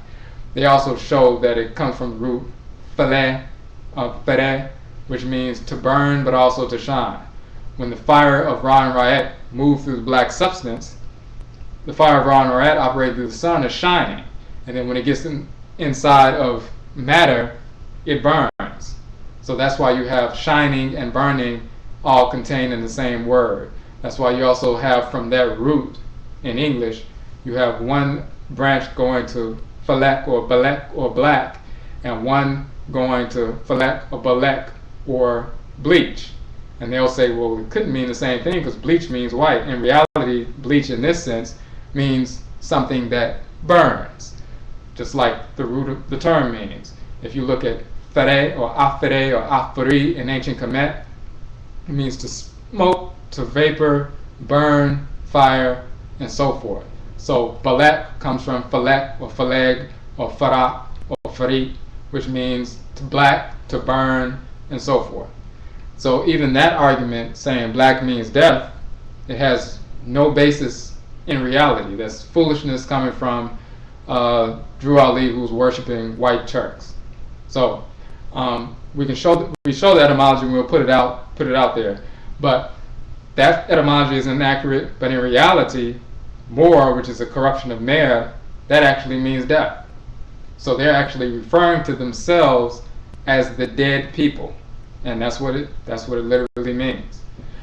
They had no connection. These are the same people, the dead people, who were disconnected from their Al-Qura, united with the white Arab, connected with the white Arab in West Africa, Afuraitkaitnit, North Africa, North Afuraitkaitnit, and began to embrace the false doctrine and began to infuse that false doctrine into the traditional ancestral religious culture, and then produced these different rituals dealing with discarnate, wayward, earthbound spirits and passing them off as Orisha, Abosom, Voodoo, and so forth.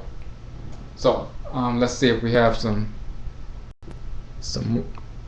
questions on any of that.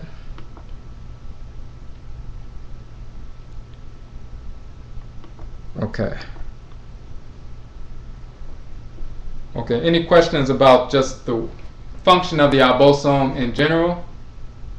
Because we did say we were going to get to the NKWAMUA whole life journal, so I said I was going to get to that at 8:30. Okay, Brother Heru King said, weren't the so-called Moors Berbers, and is it true they sold us out and joined the Arabs to enslave us? Okay, now the Berbers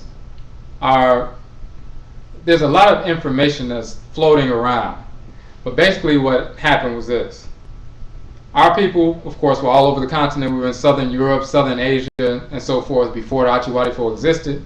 And even when the Achiwadifo came into existence in northern Eurasia, after having lost their Abatum and had been disconnected from their Akra and came back as spirits of disorder and bleached out skin and so forth, and they invaded. Some of our people miscegenated, sometimes through rape, sometimes just through straight foolishness, and produced this group of people called, white Arab, different names for this particular Achiwadifo. The original people of what, for example, Libya, what is now called Libya, were pure black Afurakani, Afuraitkaitnit people. We've been there for tens of thousands of years. That's always been the case. Okay, so now the term Berber is actually is related to ancestral religious language. Okay, so some of the black people in that area, some of them did link up with the white Arab. Some of them did, some of them didn't. When we use the term Moor, it gets thrown off because people are going along with the false narrative that there were a group of people who had this nationality called Moors, and it's totally inaccurate.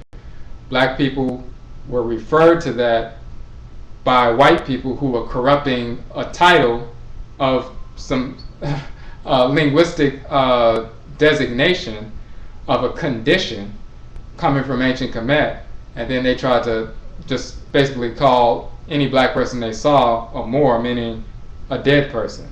It's no different when you look at the etymology, and we talk about how Mer later corrupted into Moor by Europeans, but Mer meaning love, Moor meaning love in the European perversion, Mer meaning death, or the dead one, or the dead people, and Moor meaning the dead people or the dead ones, and being referred to as black.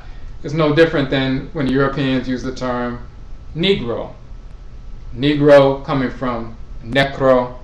Necromancy is divination with the dead or communication with the dead.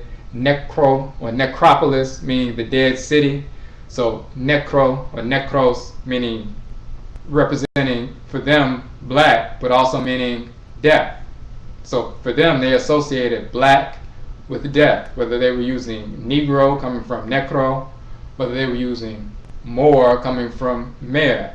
To them it meant death, dead people, and since the people were black, black means death for them, and it was always a negative thing. Now, of course, for us, death isn't a negative thing, but we didn't walk around calling ourselves the dead people. That's not what our designation was. That's the Europeans applying the term and using it in a foolish way, and then some of us jumping on it later. So the original Berbers, and some of them still exist in that area right now, they were pure Afurakani, Afuraitkaitnit black people. In fact, the Akan term for black people is AKRADINBOSOM. Fo meaning group, like AKANFO means Akan people. Ebibri means a black person. Ebibri Fo, or Ebibri means someone who is black. Ebibri Fo means the group Fo of Ebibri. Bibri or Bribri is one of the origins of the term Bribri or Berber, which means black people. They weren't calling themselves Moors. That only happened when Europeans began to call them that. There are black people, for example, the original Berbers, and some of them still follow their culture. They worship Amen, they worship Tahuti, they worship Aset, they worship Ra and Ra'et. They call Ra'et Afuraitkaitnit. They call her Ifri or Ifru. If you look at our article, Afuraitkaitnit, the origin of the term Africa, part 4, we have pictures of black Berbers. We talk about Ifru or Ifri, which is the way they refer to Afuraitkaitnit. So some of our people who were in that region connected with the Achiwadifo, but then there were other people, not just in the Berber region, but some of the others. It just so happened that the whites and their offspring, they had hit the northern part of Afuraitkaitnit harder because it was right on the coast, and they were there for longer periods of time, whereas it was harder for them to get to the inland to wage war. Okay, so there's no more questions on the Abosom. I want to get to real quick. I want to get to the NKWAMUA because I did tell people that we would go over that information because some people wanted to see how we could utilize that information in an introductory but also in-depth way to teach children, teach people in our community who are just being introduced to ancestral cultural information, but they have never been introduced to anything substantive. So let me show you.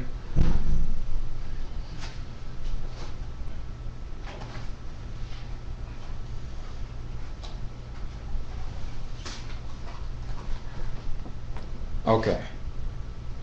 So this is the journal,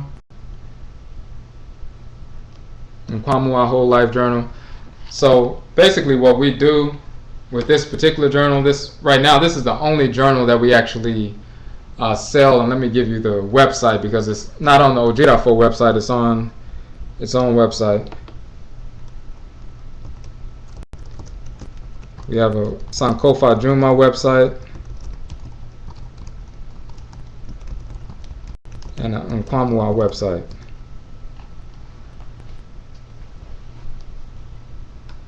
Okay, SANKOFADWUMA.com and NKWAMUA.com, and basically what we do is we teach human services professionals, people in human services, teachers, parents, people in our community on different levels. We give them information, hand out the journal, and then we also do presentations on how to implement the lessons, whether people are doing groups, whether they work in foster care, whether they're teachers, homeschooling, they have information want to share this kind of information with their children, and we just go through it step by step. There's a section on introductory section on melanin, on Abosom. There's a section on holistic health, like for example we show that the walnuts in the brain are connected, and walnuts happen to be a brain food, and we go into a little bit of detail about that. We have a section on substance abuse abstinence, and we have a section on trustery. We have a section on, for example, we show that in the step pyramid is where we get our numeral system from. If you can see that, we show Mentu Hetep's wife, Queen Kamit, getting her hair twisted like 4,000 years ago. We show a number of different things. So basically, when we're teaching that kind of information, for example, we have the section on Abosom. Hold on one second.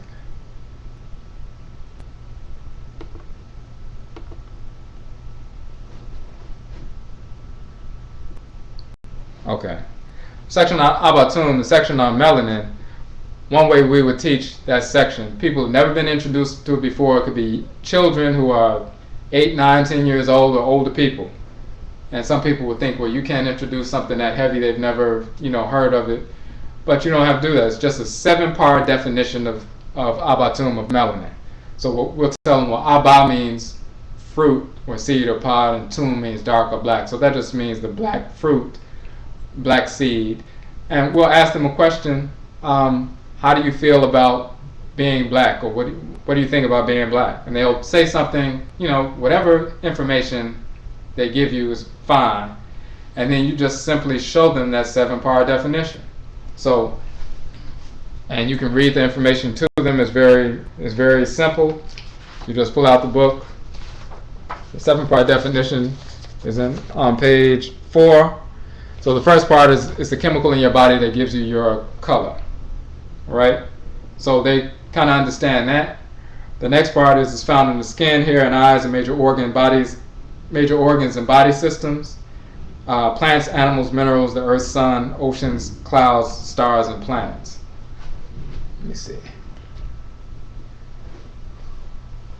So then they begin to see that animals have color, plants have color, the same chemical that's in their bodies that makes them brown, makes the earth black or brown, gives it color. They find out it's in the stars, it's in the oceans. It's in the clouds. It's the black substance that permeates all of space. So everywhere they look around, now they see, wait a minute, that thing that makes me black is everywhere. It's in everything that's normal. Then we keep going. The third part is it's found at the site of infections, cuts, and wounds. It's a healer and a protector.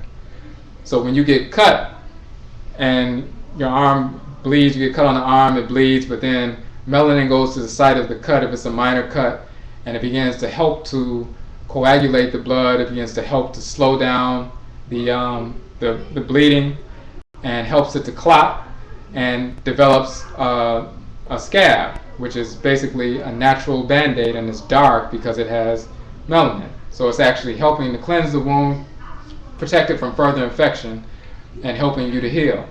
So now they begin to see, wait a minute, me being black, this chemical is actually trying to heal me. The fourth part is talking about it's electromagnetic. It connects us to the electromagnetic projections of the world. So just like you have electromagnetism coming off of you, you always give the example that you can rub your feet on the carpet and touch a doorknob or something and you'll shock because you have electricity moving through your nervous system.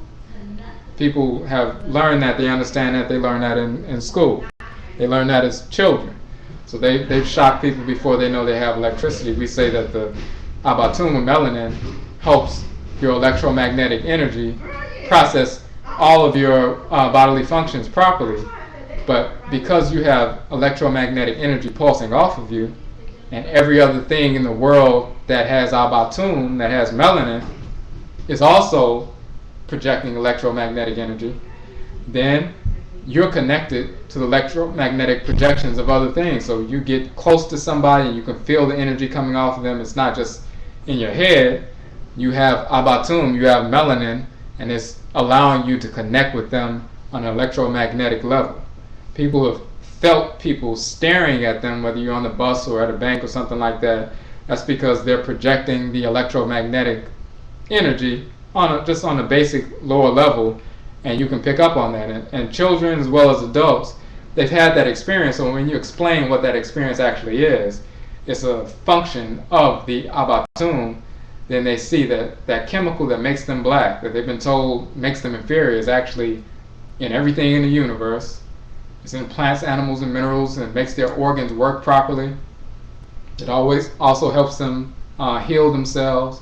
It also allows them to connect with other melanin-dominant people and plant life. Anything that has Abosom melanin, it allows us to connect with them on a higher level. And we have a relationship.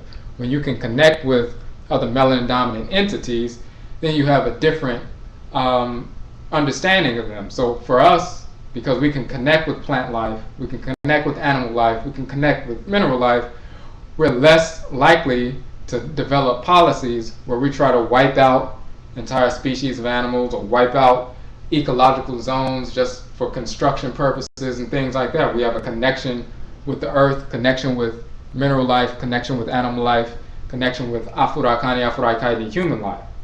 And they understand that. They start developing that understanding or focus on why they've always felt connected to certain things. And even they'll start going outside and start trying to feel that connection. And these are things you can discuss with them just within just one reading within a few minutes. We talk about how melanin transforms sunlight into food or energy for the body's cells. Just like plants photosynthesize sunlight, and they understand that plants need sunlight in order to develop nutrients and keep themselves healthy. Well, Abosom or melanin does that for us, so it can manufacture vitamins right in our skin just by getting sunlight. For example, certain forms of vitamin D. We also talk about how melanin transforms sound waves into food or energy for the body's cells. So again, they start noticing, wait a minute, sound waves is energy, and it causes them to feel vibrations and it charges them up. They've had that experience before. They need to know why they're having that experience. How do they get energized? By hearing music, because the vibrations began to make the waves of melanin begin to ebb and flow within their body, and they get charged up because that ebb and flow causes the waves carry energy back and forth within them, and the melanin or Abosom itself charges them up. And then we also talk about how it's in 12 centers within the brain and it's directly related to intelligence. The more receptive you are, the more intelligent you are. Because the Amen, Amenet, the Abosom, the Nanasom, all of created universe are connected to the Kan, which is the great source of melanin in the universe. And the more receptive you are to the created universe, the more intelligent you are. The less receptive you are, the less you're able to tune into what's going on around you. That's how we were able to be in tune with the forces of the universe, in tune with the nature, understand the laws that undergird nature, and then replicate that and create civilizations, architecture, engineering, science, mathematics, medicine, and so forth. So they understand that Abosom or melanin is something that allows them to receive all frequencies of energy in the universe, but most importantly, it makes us in tune with everything else in the universe that's melanin dominant, so that allows us to be more receptive and more intelligent. So just given that, and you can just read those 7 one-line definitions to them. And once you do that, and we've been doing that with children as young as 5th grade and under, all the way through adults and elders who have never been introduced to any information. And they're always surprised at that kind of information. They're always shocked. They're always glad that they learned the information. They end up going around telling their other family and friends and anybody else who will listen. So it changes their perception, so they can no longer use derogatory terms for black ever again, because they know everything that this black chemical does for them, how positive it is, and everything they see in their environment. Every time they look up in the sky at night, and everything that they see has Abosom, has melanin, except for the Odwirafo. So we also stress that the only thing that doesn't have Abosom at proper levels and quality is abnormal. So we bring up the notion of vitiligo, we bring up the notion of albinism, and they've seen that, but they just never associated that deficiency with the nature of the Odwirafo. But from that point on, when they see melanin recessive deficient individuals, Asians, Europeans, and so forth, they start to see reality. They're like, wait a minute, this is a deficiency that they've inherited. This is not beauty, this is disorder. And they begin to reject that self-hatred. And that's just one page. We also have information on heritage. We also have Adinkra symbols and ancestral wisdom. And we also have a format where it's called Afura, and it's on the SANKOFADWUMA website, where we take people through a process of introducing the information to them, showing how they actually had this information in them innately and have actually operated on these principles throughout the course of their lives. They just never identified it as Afurakani, Afuraitkaitnit, ancestral wisdom that's been inherited. So we give them the information, but then we underscore or facilitate a self-discovery of this information that has been embedded within them, and then we underscore how the ancient wisdom that they just learned is actually cognate with the inclinations that they've had all their lives, to let them know that being Afurakani, Afuraitkaitnit is intrinsic. And they'll give examples from their own life of how they've manifested these principles without even thinking about it. So then they're able to see that, wait a minute, I'm Afurakani, Afuraitkaitnit. I've been that and been operating like that unconsciously all along, even though we've been separate for hundreds of years. And then we have a couple of other steps showing that, realizing how these principles can be applied in their lives, and how it can be a skill set that you can apply to different problems and use these principles to bring balance to your life. So that's under the Afura Whole Life Intervention section on the SANKOFADWUMA website. You'll see it under the training section. And it's a free download. So you can look at the NKWAMUA website or the SANKOFADWUMA website, and you can read excerpts from the journal. You can also look at the trainings that we have with regard to the journal and how we train human service professionals and teachers and so forth, and how to implement the information in the journal to anybody who they're working with, whether it's their own children or with their clients in the Afurakani, Afuraitkaitnit community. So let's see, does anybody have any questions on that? Okay, so the information we went over today, if you look at the articles, the origin of the term Abosom in Kamit, that's one article. Look at the AKRADINBOSOM page. All right. Look at the Nanasom page on the website, and look at the AKANFO Nanasom page on the website. Those four, as well as Afuraitkaitnit, the origin of the term Africa, part 4, those will give you more details on the information that we talked about today. I just wanted to give some clarification on that. So if there's not any more questions, it's 9 o'clock now. Anybody else have anything?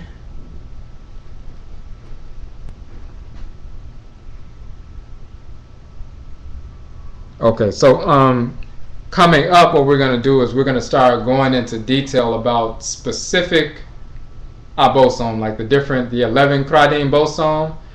Some of the next videos we do is going to be dealing specifically with those abosom, how they manifest, how they function. Those abosom on the AKRADINBOSOM page, and then we'll show the connections between them and how they manifest in Yoruba culture and Vodun and in Igbo and so forth. So, Medase for listening to our live broadcast. We will be most likely doing the next broadcast next Benada next Tuesday, and we will be starting with the first AKRADINBOSOM, which is Awusi, called Alsar in Kamit, Obatala in Yoruba. And again, Medase.